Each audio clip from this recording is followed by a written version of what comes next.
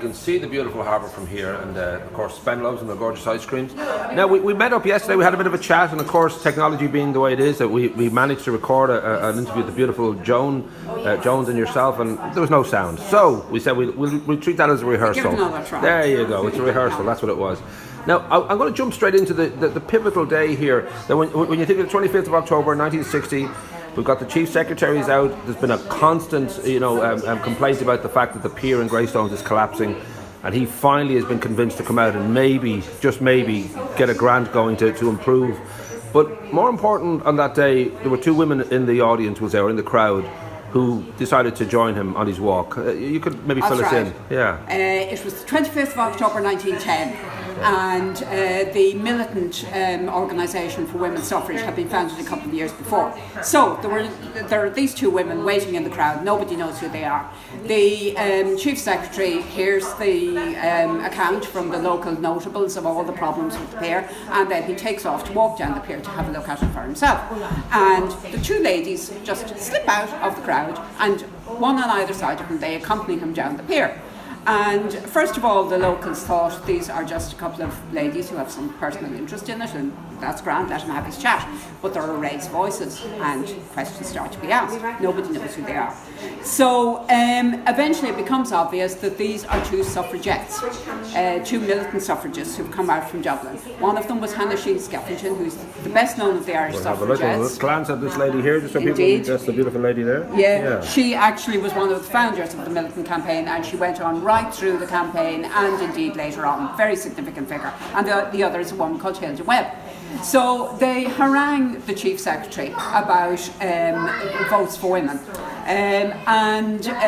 They say we pay taxes as well, so we're entitled to have a vote on where they're spent.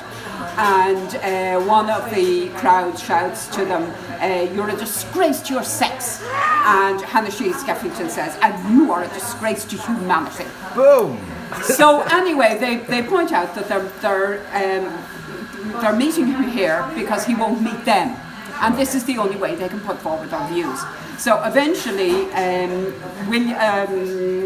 William Redmond, the MP, who is also there, and who's in support of women's suffrage, managed to intercede between them and the Chief Secretary, and it's arranged that he will meet them the following week. So the ladies take their leave graciously and depart with the promise of the meeting. And all this time there's been one constable, only one constable. This is peaceable times. Yeah. So even though the Chief Secretary is coming out, you don't have a crowd of policemen, you only have one. And he's been standing there like a propped up for the entire time. And somebody says to him, "Why didn't you do something about it? You should have intervened." And he said, "Well, how would I have ever thought that those ones would come out to Greystones?" Yeah, hey, little old Greystones. Nobody be trouble well, out of course here. they came out on the train. Right, of course, there was access to it, and they probably wisely felt that this was not going to be a heavily kind of guarded moment, that they could have an actual chance of as they did, getting access. Yes, it was quite a cunning move, really. Now, of course, we sort of look back on moments like this as they were great, pioneering and recognised as such. But of course, the next day, the Irish Times regarded as a comical. Oh yeah, it was very amusing. Yeah, right. yeah. So they weren't really taking the suffragists seriously at this stage. But then 2 years later, they really started. The Greystones episode was sort of, in a way, it was the opening of the militant campaign. They were moving beyond the very ladylike tactics that they'd employed for the previous 25 years or more. And very little notice had been taken of their activities. But when they started the militant campaign, that was different. So around 1912, they started breaking windows and generally making their presence felt. Right. And they're all over the papers at that stage. People really started to take notice. And I won't say it was a long time coming, but you're talking about the 1860s was the first kind of foundations, the first murmurs of, women's suffrage and the idea that there should be equal rights, equal votes and all that. So I think it was it sort of at the turn of the century that it really started to become quite a strong force and started to take on would say, organised kind of groups and yes, and a more protests militant element entered. I think what happened was that the women who'd been involved for 25 years, although they were still alive, they were elderly, they'd been at it for so long, they got a number of victories in the areas of education, local politics, that kind of thing, but they hadn't got their main aim, which was the parliamentary vote. So you have these young women who are actually going through university, they've got degrees, they've got occupations, they see no reason why they shouldn't be equal, and they're angry, and they begin to take a much more proactive what's funny attitude. History has shown us again and again that even when change is needed, and plainly there is inequality, the average Joe and Joanna six-pack tend to sort of hide away from confrontation, and often there's an argument that everything's grand, like our parents were fine, our grandparents were fine.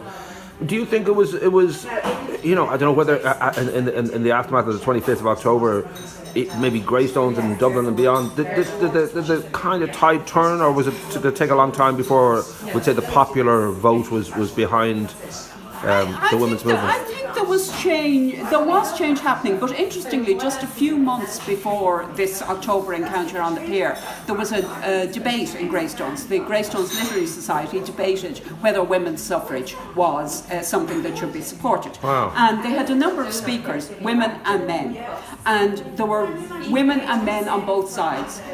Some saying that women's suffrage was overdue, and that it would be a good element that it would improve society and politics generally, and some putting forward arguments against things like that it would greatly increase the size of the electorate, that women would be a force for revolution, that women wouldn't be able to take a full part in society, that they wouldn't serve as policemen or in the army or whatever, so that therefore they weren't allowed. And also that they had a role within the home, that they already had a great power within the home, and what did they need to go beyond that power? And you find even women saying that.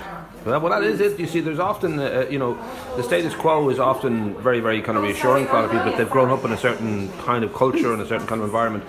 They don't want to see that change. They feel that this is, what they grew up with, and this is what they feel is the old ways, the sense of where you belong. And in fact, the vote on that evening was against suffrage, women's suffrage. They voted not to support women's suffrage. So just 8 months later, there they have the suffragettes on the pier. We should have that vote again. Hopefully this time it would. We don't know for sure. Depends on where you take the vote, I suppose. Yeah.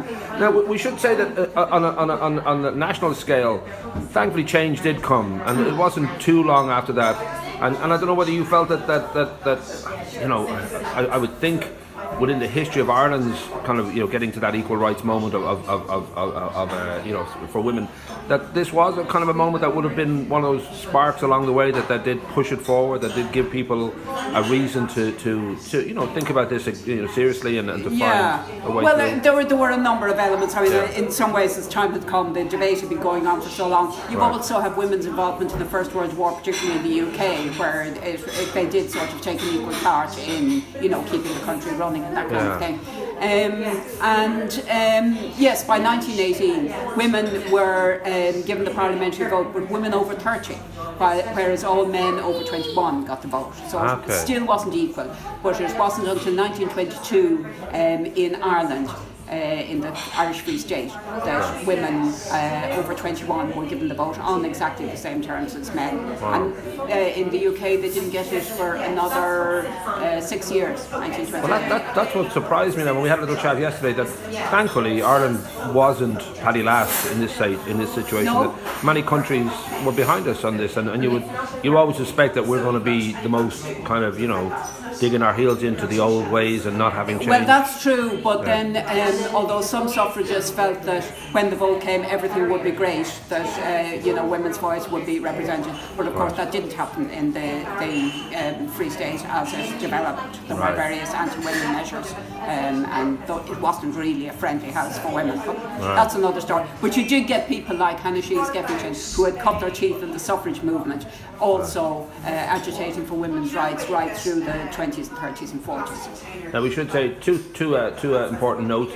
we do believe that a plaque for this wonderful example of peer pressure, I think we can call it peer pressure, from these two wonderful ladies. It would be great if we can organise, and we should sort of get on that, is getting a plaque in memory of this on Greystones Harbour, because it was a very important moment, and I think especially those who know that they're in the minority and it's going to be difficult and they're not going to be listened to by a lot of people. It takes an awful lot of bravery to step up in those moments and know that you're going to be shouted down by a lot of people, and there's going to be anger, towards you, and yet your belief in it, and in this case, of course, quite rightly, their belief in it, made a huge kind of difference. It's people like this and many others who were willing at a time when it would have been so much easier to just keep your head down.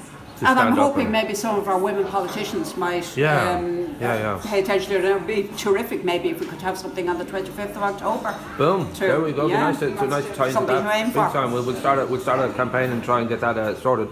We should also mention the Greystones Archaeological and Historical Society hitting 30 this year. 30 years we've been fantastic. going. So you're now history as well. See, that's the good thing. Well, once you get into that, when you have your own, when you have 30 years, you can start saying you've got actually a history to the actual organisation.